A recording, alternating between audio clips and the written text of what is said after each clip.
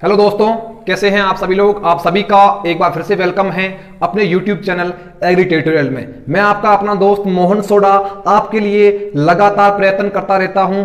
आज जो है अपन एक और नई क्रॉप को पढ़ने जा रहे हैं, जिसको पढ़ने के बाद बहुत ही मजा आने वाला है। ओके दोस्तों, मेरे पास जो है डिजिटल प्लेटफॉर्म तो नहीं है, फिर भी मैं आप प्रयास कर रहा हूं जो आपको चीज़ें हैं वो इजी तरीके से समझा पाऊं, ताकि जो आप किसी भी एग्जाम की तैयारी कर रहे हो उसमें जो है वो आप कम से कम यहां से मैटर प्राप्त करके अपने जो एग्जाम है उसको क्रैक कर पाए। ओके दोस्तों, आज मैं बात कर रहा हूं मक्का की। एक जो को छोड़कर जो ज़्यादा इतना इंपॉर्टेंट है नहीं। अगर मैं मुख्यतः बात करूं अनाज वाली फसलों की, अनाज वाली फसलों में आपके गेहूं है, मक्का है और चावल है। ये तीनों की तीनों जो फसलें हैं ये इंपॉर्टेंट हैं। अगर राजस्थान की बेस की बात करी जाए तो शुष्क क्षेत्रों वाली जो फसलें हैं, जैसे कि मैं अपन बात करें बाजरा ज्वार, ये भी इंपॉर्टेंट हो जाती है। ओके, अगर आपने गेहूं को अच्छी तरीके से पढ़ रखा है तो जो को ज्यादा पढ़ने की जरूरत नहीं है। क्यों? क्योंकि वो उसका जस्ट छोटा भाई है। समथिंग 70% चीजें जो हैं जो गेहूं में अपन क्रियाएं करते हैं वही की वही जो में है। ओके, सब कुछ चीजों को मैं खत्म करा चुका हूं। अब जो है अपनी एग्रोनॉमी समथिंग 90% कंप्लीट होने को आई है, और मेरा प्रयास है कि जल्दी से जो पीछे 10% पोर्शन बच रहा है उसको मैं कंप्लीट करते हुए आपको हॉर्टिकल्चर जो है अच्छी तरीके से वैरायटीज जो है उसकी शानदार ट्रिकों के साथ, जो राजस्थान में आपने कहीं पर भी नहीं पढ़ी होगी, है ना। खुद की मेहनत से मैंने बहुत सारी जो वैरायटी है जिसमें हर किसी को दिक्कत आती है वो भी आपको आसानी से इजी तरीके से समझाएंगे। तुम्हें टेंशन नहीं करनी है, एग्जाम आने तक जो अपना सिलेबस है वो अच्छी तरीके से कवर हो जाएगा। ओके, और आप इस चैनल पर पहली बार विजिट कर रहे हो तो अपना चैनल जो है एक बार आप जरूर सब्सक्राइब कीजिए, क्योंकि जब आप सब्सक्राइब करते हो जो है अच्छी तरीके से तो क्या है, हमें भी अच्छा लगता है और क्लासें डालने का मन होता है। आपकी जो दी गई ऊर्जा से हम ऊर्जावान होते हैं। ठीक है, आज मैं बात कर रहा हूं मक्का की, यानी कि मक्का में कम से कम 20-25 मिनट के 2-3 में पोर्शन में आपको मक्का कंप्लीट करवाऊंगा, जिसमें जो है आज अपन पार्ट फर्स्ट ले रहे हैं। यानी कि आज जो है दोस्तों वो मक्का का पार्ट फर्स्ट है। इसमें क्या है, अपन नॉर्मली जो क्लासिफिकेशन है, बोटनिकल क्लासिफिकेशन है, उसको देखेंगे, है ना। हर एक क्रॉप में यही सिस्टम रहता है। ठीक है, तो आप जरूर व्हाइट बोर्ड के ऊपर ध्यान दीजिएगा और मेरे साथ साथ अपनी नोटबुक लेके बैठें, उनमें जो है इन चीजों को कवर करें, और मैं लास्ट में थोड़ा साइड में हट जाऊंगा। आप स्क्रीनशॉट भी लें और उन चीजों को जो है अपने नोट्सों में जरूर चिपकाएं। अगर आपके क्वेश्चन आते हैं, अगर आप अच्छी तरीके से अपने एग्जाम को इन नोट्सों से क्रैक कर पाते हो तो मुझे कमेंट करके जरूर बताएं कि हमने यहाँ से पढ़ा था, जरूर हमें फायदा हुआ। ओके, फ्री में क्लासेज हैं, कोई दिक्कत वाली बात नहीं है। ओनली और ओनली तुम्हें यूट्यूब चैनल सब्सक्राइब करना है। बात कर रहा हूं मक्का की। ठीक है, मक्का जो है ये एक अनाज वर्गीय के अंतर्गत फसल आती है, और इसमें देखो क आधा आ रहा है। मैंने बताया था गन्ना में न आधा आता है, ज्वार में ज आधा आता है, वो समथिंग C4 प्लांट हो जाते हैं। ये एक प्रकार से ट्री की ही मान लो, क्या मान लो, ट्री की मान लो, यानी कि C4 प्लांट है। पहली तो बात कंप्लीट हो गई। ओके, उसके बाद अपन चलते हैं नॉर्मली जो क्लासिफिकेशन है, बॉटनिकल क्लासिफिकेशन है, उसको अपन देखना प्रारंभ करते हैं। सबसे जो पहला मैंने पॉइंट लिया है दोस्तों वो है वानस्पतिक नाम, यानी कि बॉटनिकल जो नाम है इस मक्का का वो क्या है। तो दोस्तों इसका नाम सबको पता है, मेज के नाम से सभी बता देते हैं, पर इसका नाम है जिया मेज, है ना। मेज तो अपन जनरली कह देते हैं, मक्का को मक्का नहीं कहते, मेज कह देते हैं। इसका जो बॉटनिकल नेम है यानी कि वनस्पतिक नाम है दोस्तों वो है आपके जिया मेज। समझ में आ रहा है? चलो, उसके बाद अगर मैं बात करूं कुल की, लिखने की जरूरत नहीं है क्योंकि मैंने इन चीज़ों को पहले कवर किया है, ताकि बहुत से लोगों की रिक्वायरमेंट ये थी कि क्लासें बहुत लंबी चल जाती हैं, हम ऐसे तो 70-80 प्रकार की फसलें पड़ी है, हम कब तक जाके कंप्लीट कर पाएंगे। इसलिए मैं चाह रहा हूँ कि 10-15 मिनट के अंदर जो भी चीज़ें हैं, मैटर वही है, मैं बार बार यहाँ पे कवर कराऊंगा, उससे पहले मैंने खुद नहीं कवर कर रखा है, ताकि अपना पॉइंट भी नहीं छूटे और अच्छी तरीके से अपन कवर भी कर पाए। और बहुत से लोग हैं नोट्स देख के लिखवाते हैं, कोई बात नहीं, जो नोट्स देख के लिखवाता है वो बहुत अच्छे तरीके से आपको पढ़ाता है। क्यों? क्योंकि वो गहराई से जाता है, हर एक टॉपिक अपने आप को कंप्लीट करवाता है, और हर एक टीचर कोई परिपूर्ण नहीं होता, हो सकता है उसमें कोई ना कोई 1% कमी हो। इसलिए अपने को हर टीचर्स को सबको जो है समान इज्जत देनी है, सबका आदर करना है, और सभी के जो है अच्छी तरीके से नोट्स को कंप्लीट करना है। ओके, उसके बाद अपना जो नेक्स्ट पॉइंट है दोस्तों वो है कुल। कुल जो है जनरली अभी क्या है, पोएसी पूछा जा रहा है। पहले जो इसका कुल था वो ग्रेमिनी है, हालांकि अभी भी ग्रेमिनी है, लेकिन क्या हो रहा है कि अभी जो जनरली पेपर आ रहे हैं उसमें जो है वो पोएसी पूछ रहा है। तो आपको पोएसी के ऊपर थोड़ा सा स्टार करना है और बाकी वाली ग्रेमिनी को तो याद रखना ही है। जितनी भी अनाज वाली फसलें हैं उन सबका जो कुल है दोस्तों वो है आपकी ग्रेमिनी। उसके बाद 2n बराबर कितने हैं, यानी कि गुणसूत्रों की जो संख्या रहती है वो मक्का में कितनी है दोस्तों, वो है आपकी 20, यानी कि 20 जो है वो इसमें गुणसूत्र पाए जाते हैं। ओके, उसके बाद मैं बात करूं पुष्पक्रम की। पुष्पक्रम जो है आपको टेसल और सिल्क मिलता है, लेकिन आपको दोस्तों याद करना है, हो सकता है एग्जामिनर का सिर घूम जाए, वो आपको स्पेंडिक्स ठोक दे, है ना, हो सकता है। मैंने अच्छी तरीके से बुक पढ़ी है, वहां से स्पेंडिक्स मुझे मिला था तो मैंने सोचा आपको भी बता दिया जाए। उसके बाद अगर नर भाग को कहते हैं टेसल और मादा भाग को कहते हैं सिल्क, है ना, नर भाग को क्या कहते हैं, टेसल कहते हैं और मादा भाग को कहते हैं सिल्क। तो इसका जो पुष्पक्रम है उसे स्पेंडिक्स के नाम से जाना जाता है, और जो नर भाग है यानी कि जो पुष्पक्रम का जो नर भाग है उसे बोलते हैं टेसल और मादा भाग को दोस्तों कहते हैं सिल्क। ओके, नोट जरूर कीजिएगा। उसके बाद परागण, जनरली जो इसमें है सब में जो अनाज वाली फसलें हैं उसमें पर परागण ही पाया जाता है, क्रॉस पॉलिनेशन ही पाया जाता है। तो इसमें भी दोस्तों कौन सा है, पर परागण। ओके, उसके बाद जर्मिनेशन शीड, ठीक है ना, यानी कि अंकुरण, इसके अंतर्गत कौन सा अंकुरण पाया जाता है। तो दोस्तों जितनी भी अनाज वाली जो फसलें हैं उन सब में जो है वो आपके हाइपोजियल ही रहता है। तो देखिए ये जो है इसके अंतर्गत कौन सा पाया जाता है, हाइपोजियल। बाकी हो सकता है किसी में अपवाद हो, तो आप जरूर एक क्लास को अटेंड करें और अपने नोट्सों को कवर करें। जहां पे आपको अपवाद लगता है वहां पे आप स्टार करें, क्योंकि अपवाद वाली चीजें बाकायदा एग्जाम में पूछी जाती है। ओके, उसके बाद अगर मैं बात करूं परीक्षण भार की, किसकी, टेस्ट वेट की बात कर रहा हूं। टेस्ट वेट का मतलब क्या होता है, 1000 बीजों का भार। कितने बीजों का भार, 1000 बीजों का, यानी कि जो आपका जो मक्का है उसको आपको लाना है, 1000 जो बीज है उसको आपको देखना है, उसका जो भार है वो कितना बताया जा रहा है, समथिंग 200 से लेके 250 ग्राम, और कई बुकों में आपको मिल जाएगा 250 से लेके 280 या फिर जो है 300 तक मिल जाता है, और 200 भी 80 भी राइट है, कोई चिंता करने की जरूरत नहीं है। एवरेज अगर पूछता है तो 200 से लेके 250 ग्राम, ठीक है। ओके, उसके बाद अगर मैं बात करूं वसा की, यानी कि ये फैट की बात करूं, तो इसमें जो फैट की मात्रा होती है दोस्तों वो होती है 4 से लेके 5% तक। कितनी होती है दोस्तों, 4 से लेके 5% इसमें क्या होती है, वसा होती है। उसके बाद कार्बोहाइड्रेट यानी कि स्टार्च की जो मात्रा होती है वो आपकी होती है 60 से 70% तक, यानी कि एवरेज 60 से 70 है हर एक क्रॉप में, है ना। 68 से लेके 70 भी लिखा हुआ आता है, वो भी राइट है, कोई दिक्कत वाली बात नहीं है। ये एवरेज बता रहा है 60 से लेके 70 जो है इसमें स्टार्च की मात्रा हो जाती है। कार्बोहाइड्रेट की आप कोष्टक में लिख सकते हो स्टार्च। ओके, उसके बाद मैं बात करूं प्रोटीन की, है ना, प्रोटीन की बात कर रहा हूं तो इसमें जो प्रोटीन की मात्रा होती है दोस्तों वो होती है 8 से लेके 10% तक। कितनी होती है दोस्तों, 8 से लेके 10% तक। ओके, अब जो है अपने 2 ही पॉइंट बच रहे हैं। एक तो दोस्तों बच रहा है फ्रूट के ऊपर। मैंने बता रखा है जितनी भी अनाज वाली जो फसलें होती हैं उन सबका फ्रूट टाइप होता है कैरियोप्सिस। कैरियोप्सिस ये आपको जरूर नोट करना है। और एक आता है ओरिजिन यानी कि उत्पत्ति। उत्पत्ति कोई बुकें बताती है केंद्रीय अमेरिका, और कोई बताता है दक्षिणी अमेरिका, और कोई बताता है मैक्सिको। तीनों के तीनों राइट हैं, केंद्रीय अमेरिका या फिर अपन कह सकते हैं दक्षिणी अमेरिका या फिर जो है मैक्सिको। हालांकि आपको वहां पे मैक्सिको ही देखने को मिलेगा, लेकिन आपको तीनों चीजें याद करनी है, केंद्रीय अमेरिका, दक्षिणी अमेरिका और मैक्सिको, है ना। तो इसके कोष्टक में, अमेरिका के कोष्टक में आप क्या लिख सकते हो, मैक्सिको आप कर सकते हो, मैक्सिको कर लेगा तो जो आपके हैं वो अच्छी तरीके से पॉइंट क्लियर होना चाहिए। ओके, उसके बाद मेरा जो नेक्स्ट पॉइंट है वो बहुत ही इंपॉर्टेंट है और पूछा भी जाता है कि प्रथम अखिल भारतीय समन्वित जो कार्यक्रम है वो किसके ऊपर चलाया गया था दोस्तों, वो चलाया गया था मक्का के ऊपर। बहुत ही इंपॉर्टेंट है, स्टार करके मार लेना, क्योंकि ये लोग नहीं पढ़ाते और आप कहीं पर पढ़ते भी नहीं हो, इसको सीरियस नहीं लेते। प्रथम अखिल भारतीय समन्वित कार्यक्रम जो चलाया गया था 1957 के अंतर्गत, कब, 1957 के अंतर्गत चलाया गया था, तो किससे संबंधित था, मक्का की फसल से संबंधित था। इधर वाले अपने पॉइंट कवर किए हैं, आशा करता हूं इधर वाले पॉइंट आपको अच्छी तरीके से समझ में आएंगे। ओके, उसके बाद अगर इसकी मुख्यतः विशेषताओं की बात करूं तो एक जो है ये क्या है, मोनोसिस प्लांट है।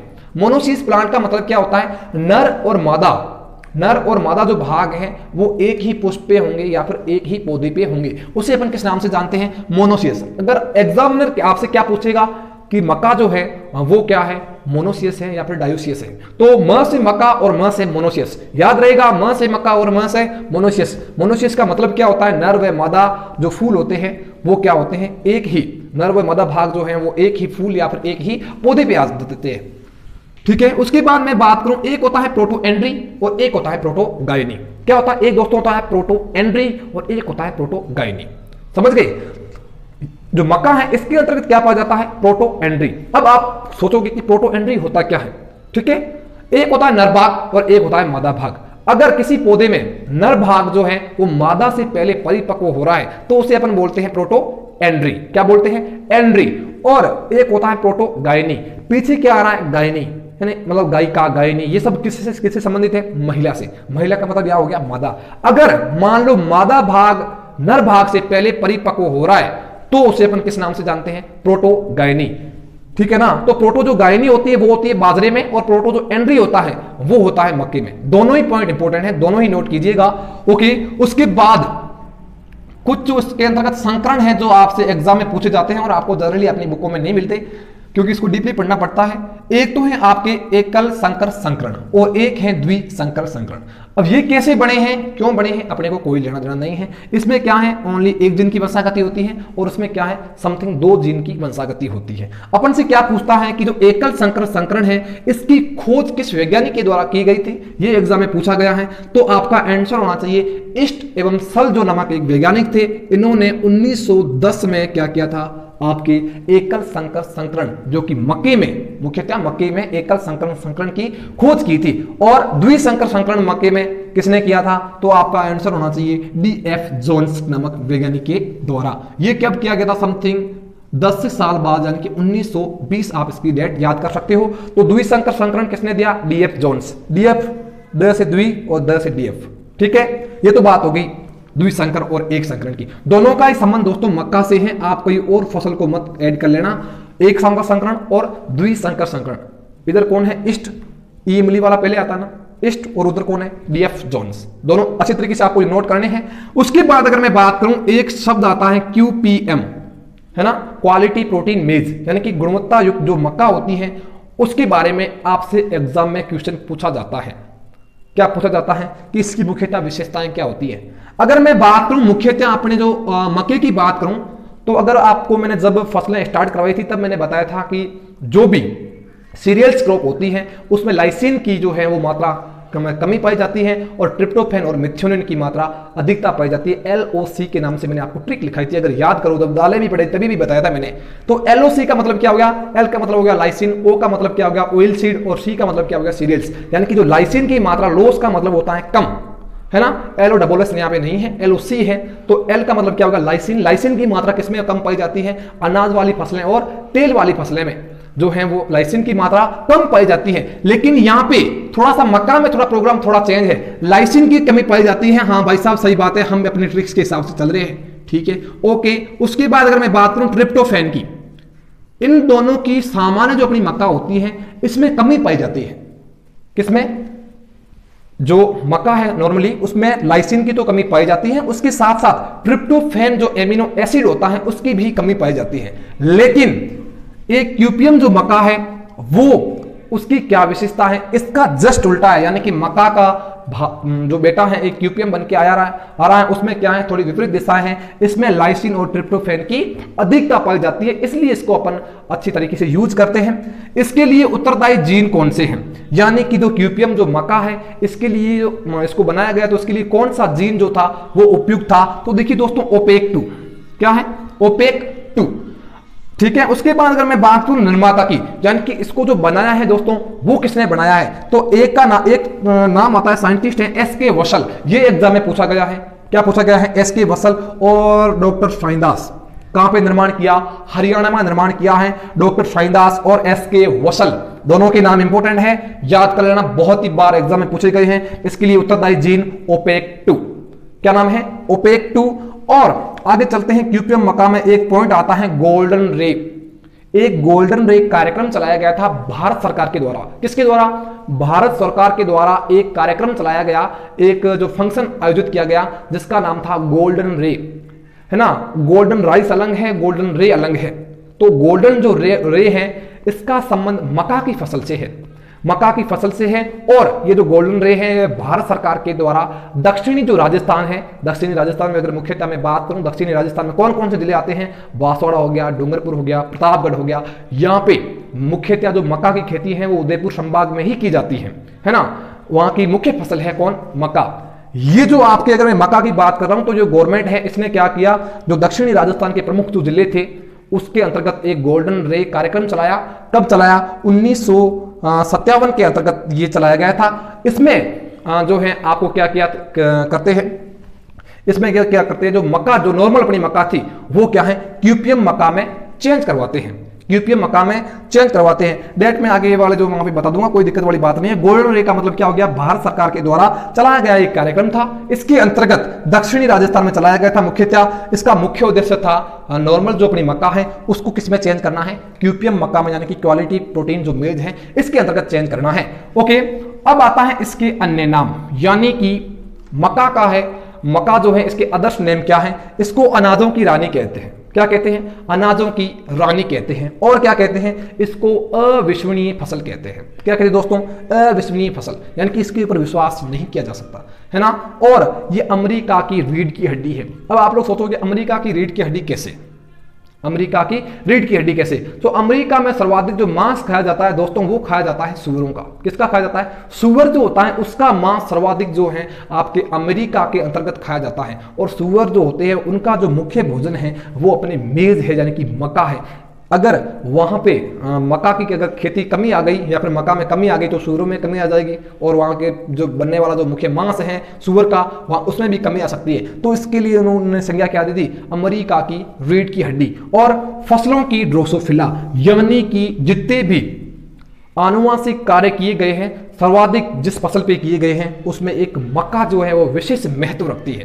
क्या रखती है दोस्तों? विशेष महत्व रखती है मक्का, है ना। तो फसलों की ड्रोसोफिला मक्का, और जो है आपकी जो आनुवांशिकता के अंतर्गत एक मक्खी है ड्रोसोफिला के नाम से, उस पर सर्वाधिक जो प्रयोग किए गए थे। और अपने अनाज वाली जितनी भी फसलें हैं या फिर पूरी की जितनी भी फसलें हैं टोटल, उन सब में जो है सर्वाधिक प्रयोग किए गए थे वो किए गए थे मक्का के ऊपर, इसलिए इसको अपन बोलते हैं फसलों की ड्रोसोफिला। ओके, ये जो है इसका आप एक बार स्क्रीनशॉट जरूर लें। उसके बाद जो है कुछ ही चीजें मैटर और हैं वो मैं आपको करवाता हूं, उसको भी आप अभी के अभी नोट करें। तो मैं थोड़ा सा साइड में हो रहा हूं, आप जरूर इसको नोट कीजिएगा और इसका स्क्रीनशॉट आप एक बार जरूर लें। अब जो है वो अपन धीरे धीरे आगे बढ़ रही है मक्के को पढ़ते हुए। आप जो है अपन देखने वाले, ये आपको एक मक्के का प्लांट दिखाई दे रहा है। सबसे पहले अपने को देखना है इसके अंतर्गत मुख्यतः जड़ें कौन सी पाई जाती है। अगर मुख्यतः जो जड़ें पूछता है तो आपको क्या करना है? ब्रेस या फिर प्रोप जड़ें, ठीक है। तो इसमें दो प्रकार की जड़ें पाई जाती है। यहां पे जो मैंने ब्लैक कलर की कर रखी है तो इसको बोलते हैं जकड़ा जड़ें। कौन सी जड़ें? जकड़ा जड़ें कौन सी है? जो मृदा के अंतर्गत पाई जाती है, भूमि के अंदर पाई जाती है, उसे अपन बोलते हैं जकड़ा जड़ें। और जो भूमि के ऊपर पाई जाती है उसे अपन कहते हैं ब्रेस या फिर प्रोप जड़ें। अगर आपसे पूछे या ब्रेस या प्रोप जो जड़ें होती है इसका मुख्य उद्देश्य क्या होता है, तो ये जो जड़ें होती है, जो पौधा जो अपना होता है उसको गिरने से बचाने का काम करती है। कौन सी जड़ें? ब्रेस या फिर प्रोप जड़ें। तो आपको दोनों ही जड़ों का याद करना है। मुख्यतः जो जड़ें पाई जाती है ये वो पाई जाती हैं ब्रेस या फिर प्रोप जड़ें।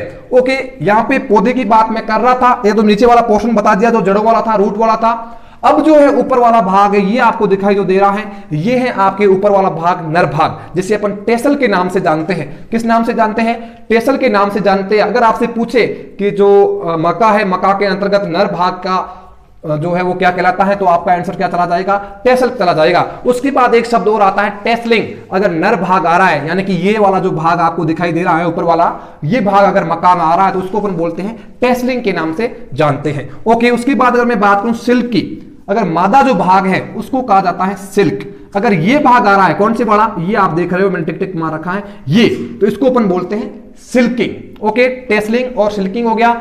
एक शब्द आता है जो बहुत से लोगों को नहीं पता, क्योंकि टेसलिंग और डी टेसलिंग में बहुत से लोग कंफ्यूज हो जाते हैं। डी का मतलब होता है डिस्करिंग, डिसबडिंग, डिसशूटिंग, ये सब चीजें अपन पढ़ते हैं। इसका मतलब होता है हटाना। डी का मतलब होता है किसी ना किसी चीज को हटाना, या फिर अपन बोल सकते हैं हानि करना, ठीक है। डी का मतलब हो गया डी। टेसलिंग का मतलब हो गया जो मक्का जो है इसका नर जो भाग है उसको अपन अगर हटा रहे हैं, यानी कि टेसल को हटाने का काम कर रहे हैं, तो उसको अपन बोलते हैं दोस्तों डी टेसलिंग, है ना। उसके बाद आपको बुकों में इतना ही मिलता है कि डी टेसलिंग कहते किसे हैं, तो इसका मुख्य जो पर्पज रहता है, ये पर्पज आपसे पूछ सकता है।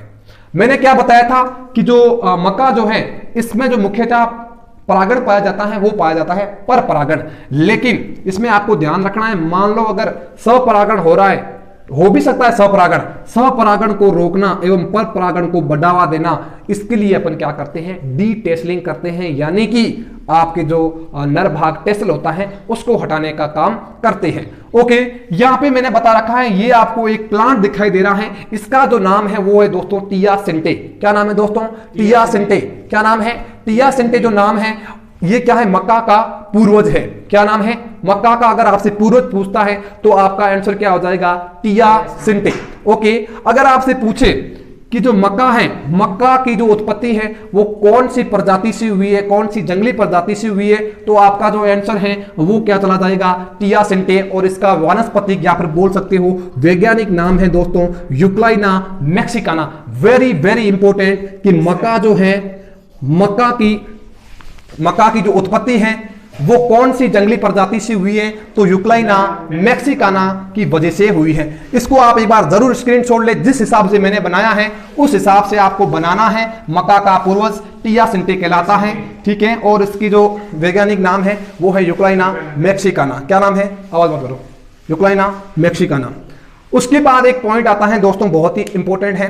क्या नाम है कि जो मक्का जो होता है उसके अंतर्गत जो मीठापन पाया जाता है, इसका क्या रीजन है। बहुत सी बार एग्जाम में पूछा जाता है, अगर आपने मक्का को खाया है वो मीठा होता है, इसका क्या रीजन है। देखिए दोस्तों, इसके अंतर्गत क्या होता है, स्टार्च पाया जाता है। स्थायी उत्पाद कौन सा होता है, स्टार्च।